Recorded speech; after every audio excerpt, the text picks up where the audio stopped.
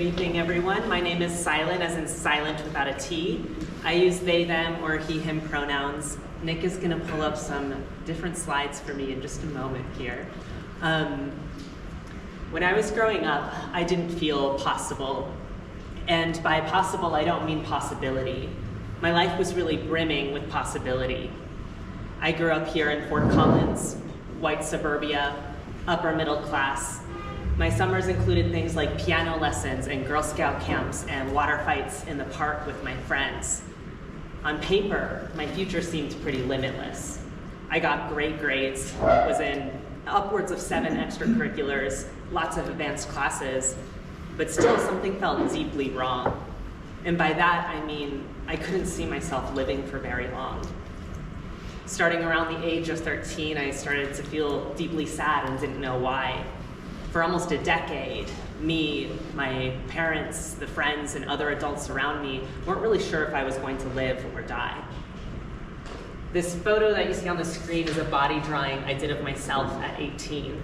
And by the age of 18, I had been going off and on to therapy for 5 years, collected a couple diagnoses, tried several different medications, and those things helped, and maybe those things saved my life. But even after 5 years of those things, I still didn't see myself belonging to the world. And this drawing encapsulates a lot of how I saw myself back then. I saw myself with medication and prescription labels in my stomach, burning with confusion. I saw myself with scars all over my legs because cutting was the only way I knew how to stay alive. I saw myself with a small, broken heart that really cared about all the injustice I was seeing in the world, but was told too many times if I didn't love myself, I couldn't love anyone else, and thus I felt worthless. I saw myself with the smallest band of queer pride on my wrist, jagged with piano keys. I saw myself with railroad tracks on the soles of my feet from the frequency with which I flirted with death, and probably most telling of all was the position I chose to trace my body in, collapsed, as if I'd fallen in front of a train, never to get up again. In Jose Esteban Munoz's book, Cruising Utopia, queerness is described as the warm illumination of a horizon imbued with potential, as a longing that propels us onward, as that thing that lets us feel, indeed, this world is not enough, and indeed, something is missing. In that ephemeral way, I needed people to show me what was missing. I needed people to show me that I was possible.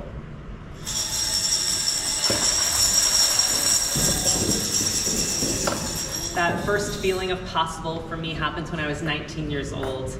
I went to the mountainside to claim my womanhood because that felt like the only way to heal the wounded feminine in me. But then I met non-binary adults for the first time, and I saw within them a glimmer of recognition, a spark of possible. When I was growing up, the only available narratives to me about being transgender were some of those stereotypical ones, like I always knew since I was 4 years old, or I feel trapped in the wrong body. And those things are true for some of us, but they don't feel true for me. And thus, it didn't feel like an option available to me. I needed to see other people embodying their gender queerness so that gender queer part in me had a mirror with which to name myself. But I didn't put together the pieces all right away.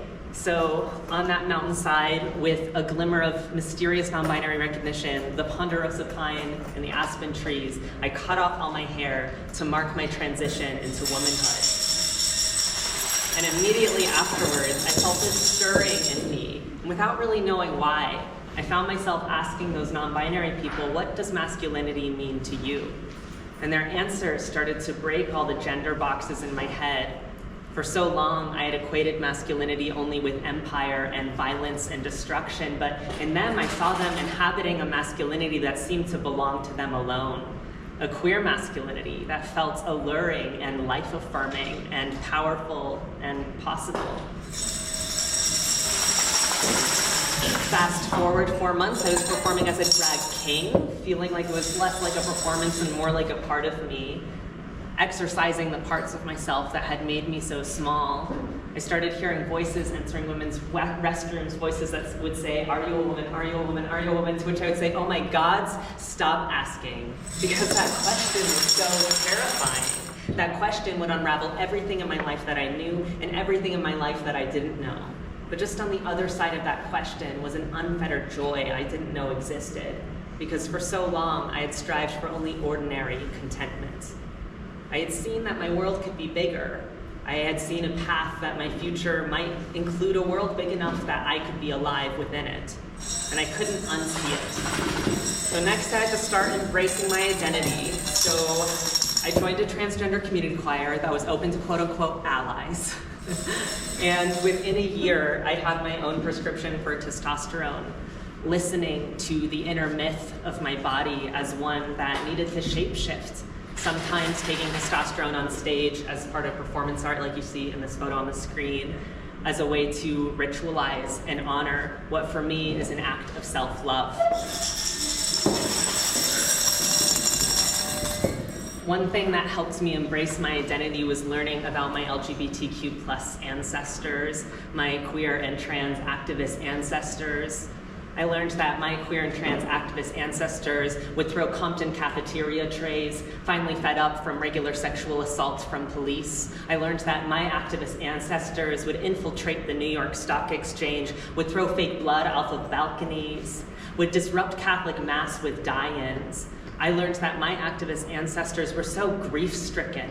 They were watching all their friends around them die of AIDS, but were still showing up to protest, still showing up even when the President of the United States would not even utter the word AIDS for 4 years. I learned that my activist ancestors found a conviction within themselves that demanded, we deserve to live.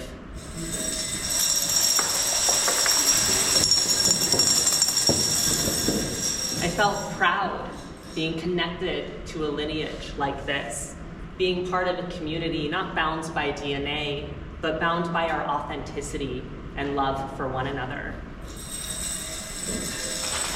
I went back to the mountainside to claim soft queer boy of infinite love, shapeshifter who knows wholeness on the changing winds, guide who lusts for the voyage of the underworld.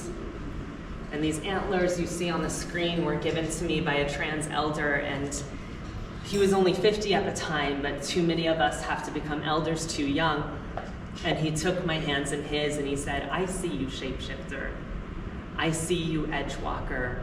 I see that you need your underworld journeys. That is part of your gift.